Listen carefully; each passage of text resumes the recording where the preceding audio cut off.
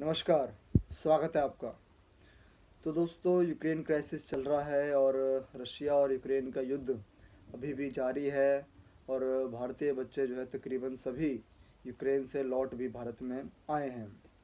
अब इस युद्ध की बात करें तो इसका लेटेस्ट अपडेट यही है कि यूक्रेन के जो राष्ट्रपति हैं ज़ेलेंस्की, उन्होंने कह दिया कि अब हम नेटो ज्वाइन करने के मूड में नहीं हैं और हम जो है पूरी तरह बात करने को तैयार है और मैं पुतिन से डायरेक्टली बात करना चाहता हूँ।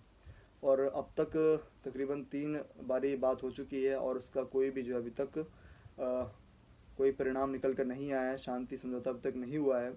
हाँ, बस उन बातों में जो है ह्यूमैनिटेरियन कॉरिडोर जो है उसकी बात हुई थी, तभी जो इतने सारे इवैक्यूएट जो है यूक्रेन से सभी सिटीजन्स हो पाए हैं। तो दोस्तों, ये जो पूरा क्राइसिस है, जो पूरा कॉन्फ्लिक्ट है, ये जब से शुरू हुआ है तब से जो है अन्य अन्य लोगों ने अपने अपनी राय दी है, अपने अपना ओपिनियन दिया है। चाहे भले वो आईआर का स्टूडेंट हो या ना हो, या फिर आईआर को उसने पढ़ा हो या ना हो, पर तब भी जो है उन्होंने अपना इस पे पॉइंट ऑफ व्यू दिया है। और वही जो पहले कोविड के एक्सपर्ट थे, जो कभी क्या कहते हैं मिलिट्री एक्सपर्ट हो जाते हैं, फिर आईआर एक्सपर्ट हो जाते हैं, तो इस तरीके से क्या कहते हैं वो इस पे एक्सपर्ट जो है अपनी अपनी राय जो है इस पे वो देते रहते हैं। तो दोस्तों, मैं यहाँ पर एक आपके सामने एक अपना जो एक पॉइंट रखने आया हूँ as a student of IR, as a follower of IR. तो वो है दोस्तों कि जैसे कि हम अब तक सुनते आए हैं कि लोग कह रहे हैं कि यार यूक्रेन की मर्ज़ी है, यूक्रेन एक लोकतांत्रिक देश है और यूक्रेन की मर्ज़ी वो किसको भी ज्वाइन करे, हमको उसमें क्या, और रशिया कौन होता है रोकने वाला, है ना। तो ये उन लोगों का कहना है जो यूक्रेन की साइड ले रहे हैं और यूक्रेन को चाह रहे हैं कि वो नेटो ज्वाइन कर ले अपना। ठीक है। तो अब दोस्तों, यहाँ पर मैं एक कुछ आपके सामने कुछ पॉइंट्स रखना चाह रहा हूँ कि नेटो है क्या आखिरकार। नेटो का उद्देश्य क्या है? क्या नेटो कोई पीस ऑर्गेनाइजेशन है? क्या नेटो कोई वर्ल्ड सिक्योरिटी ऑर्गेनाइजेशन है? क्या नेटो कोई कल्चरल ऑर्गेनाइजेशन है? क्या नेटो कोई वर्ल्ड इकोनॉमिक कोऑपरेशन के लिए कोई ऑर्गेनाइजेशन है? तो है क्या नेटो? क्या नेटो कोई डिप्लोमेटिक सॉल्यूशंस को लेकर कोई एक इंटरनेशनल ऑर्गेनाइजेशन है? क्या है नेटो? नेटो एक ऐसा ऑर्गेनाइजेशन है जो अमेरिका और यूरोपियन नीड्स के लिए काम करता है। ठीक है, जो वो चाहेंगे वो दुनिया में अपने से करवा लें, उसके लिए उन्होंने नेटो बनाया है। नेटो बना कब था? 1949 में। किसको? सोवियत यूनियन को क्या कहते हैं कंटेन करने के लिए, उसको रोकने के लिए। तो अब तो सोवियत यूनियन नहीं रहा, तो उस तरीके से फिर जो है जब 1991 में सोवियत यूनियन गिरा तो नेटो भी हटा देना चाहिए था, पर अब भी चल रहा है और दुनिया है कि इसको अपोज करती नहीं है। नेटो क्यों चाहिए आपको? नेटो तो केवल केवल अमेरिकन और क्या कहते हैं यूरोपियन के लिए काम करने वाला है ना। वो एक मिलिट्री ऑर्गेनाइजेशन है जो कह रहे कि अगर हम में से किसी पे एक पे अटैक कर दिया, सब मिलकर मारेंगे। भाई क्यों मारोगे? तुम कौन हो? तो यहाँ पर जो जिस तरीके से भारत में हमको बताया जाता है ना कि हम क्या है कि भारत में लोग जो हैं क्या थे कि ये जातिवाद बहुत करते हैं। ठीक है, धर्म की यहाँ पे जो है लड़ाई वड़ाई कम्युनल सांप्रदायिकता भारत में बहुत फैली हुई है। दोस्तों, वेस्टर्न कंट्रीज़ में दोस्तों रेसिज्म, नस्लवाद उनके नसों में है, वो उनसे कभी नहीं छूटेगी। तो वही है उनका जो वाइट मैन्स सुप्रियोरिटी, वही कहीं ना कहीं एक ये फैक्टर और है नेटो को प्रिजर्व करने में, वाइट मैन्स सुप्रियोरिटी। तो दोस्तों, यही चीज़ है। क्यों ज़रूरत है हमको नेटो की? कोई ज़रूरत नहीं है। अगर नेटो इकोनॉमिक कोऑपरेशन का कोई ऑर्गेनाइजेशन है तो फिर ओईसीडी क्या है? डिप्लोमेटिक सॉल्यूशन चाहता है और वर्ल्ड में पीस एंड सिक्योरिटी चाहता है। तो यूएन क्या है? अगर यूएन है तो नेटो नहीं होना चाहिए, अगर नेटो है तो यूएन का कोई अस्तित्व ही नहीं है। जाहिर सी बात है। तो इससे बेसिक पॉइंट है दोस्तों जो हम समझ सकते हैं और अंदाज़ा लगा सकते हैं कि आखिरकार दुनिया में कौन ज़बरदस्ती अपना दबदबा बनाए रखना चाहता है। नेटो के माध्यम से अमेरिका, और बेल्ट एंड रोड इनिशिएटिव के माध्यम से जो चाइना शुरू कर चुका है और अपने डेट ट्रैप में दुनिया को फंसाता रहता है। तो ये तो चल ही रहा है ना।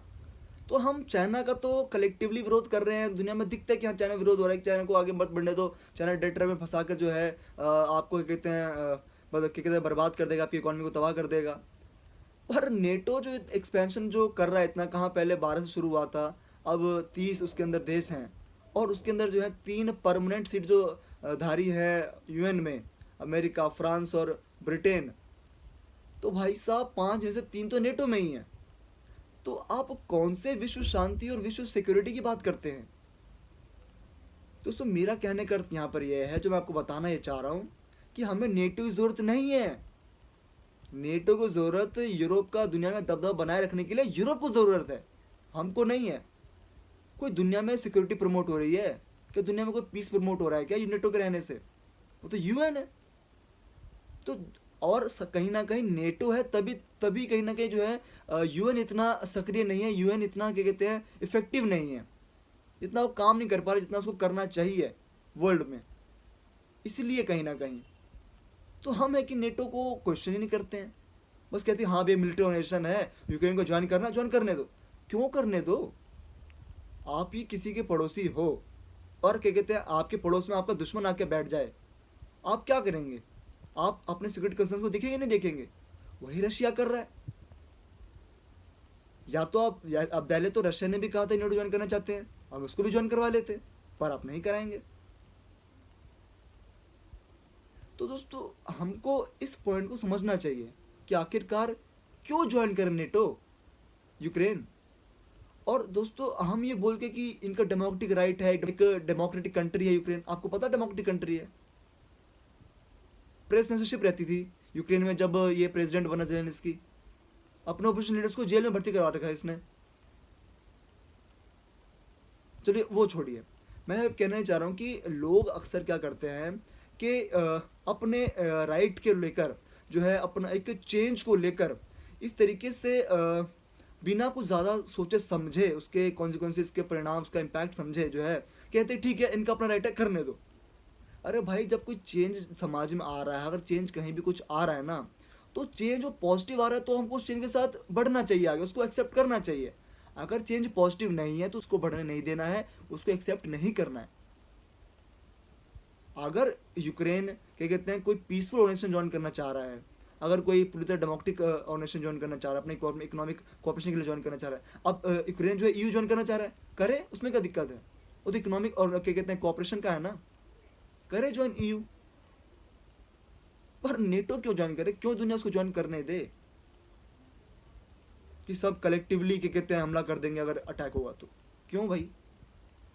ऐसे तो और दुनिया में बनाने लग जाए, फिर क्या कहते हैं मिलिट्री ऑर्गेनाइजेशंस बनाती क्यों नहीं है? कि वो उनको मालूम है कि हम क्या कहते हैं इस तरीके से दुनिया को नहीं बना सकते, पूरा एक मिलिट्री कैंप बन गया है जिससे जो वो अपना दबदबा दुनिया में बनाए रखें। ऐसा सही नहीं है। आपको आपकी अपनी सिक्योरिटी कंसर्न है, आपको लगता है कि ठीक है हमको ज़रूरत है, तो आप बायलेटरल और ट्रायलेटरल संधियाँ कर लीजिए ना। शुरुआत में तो यही होता था, तो नेटो तो बाद में आया ना 1949 में। पहले जापान ने यूएस के साथ साइन कर रखा था, जब वर्ल्ड वॉर 2 शुरू हो गया तो क्या कहते हैं फ्रांस और क्या कहते हैं ब्रिटेन ने कर लिया था कि ठीक है भैया जर्मनी हमला करेगा तो दोनों मिलकर करेंगे। अब तो 30-30 देश पूरा सभी इसके अंदर भर्ती हो रहे हैं, और हमको पता है कि नेटो को लीड कौन कर रहा है, हेड कौन कर रहा है? अमेरिका। तो अमेरिका अपने नीड्स को, अपने वांट्स को क्या कहते हैं फुलफिल कर रहा है। बाकी आप इस चक्कर में मत रहिए कि नेटो जो है एक वर्ल्ड सिक्योरिटी, वर्ल्ड पीस को प्रमोट कर रहा है, उसके लिए काम कर रहा है। नहीं, we have to oppose NATO, we should oppose NATO. हमको नेटो का विरोध करना पड़ेगा। नेटो कोई ऐसा ऑर्गेनाइजेशन नहीं है जो international cooperation, peace and security की बात करता हो या डिप्लोमेटिक सॉल्यूशंस की बात करता हो। वो कह रही नहीं डिप्लोमेसी चाहिए ही नहीं, हम डायरेक्ट पे लेंगे, हम डायरेक्ट मारेंगे। यानी आपने अटैक कर दिया, हमसे कारण नहीं कुछ पूछेंगे, हम डायरेक्ट मारेंगे बस। आर्टिकल 5 जिसे प्रिंसिपल 5 कहा जाता है नेटो का, ये ज़बरदस्ती है यार। ये 21st सेंचुरी में इस तरह का ऑर्गेनाइजेशन क्या कर रहा है, जब दुनिया में इतनी डेमोक्रेसी की बात होती है, इतने राइट्स की बात होती है, इतनी ह्यूमन राइट्स की बात होती है। 21st सेंचुरी में नेटो एग्जिस्ट कर रहा है, क्यों कर रहा है?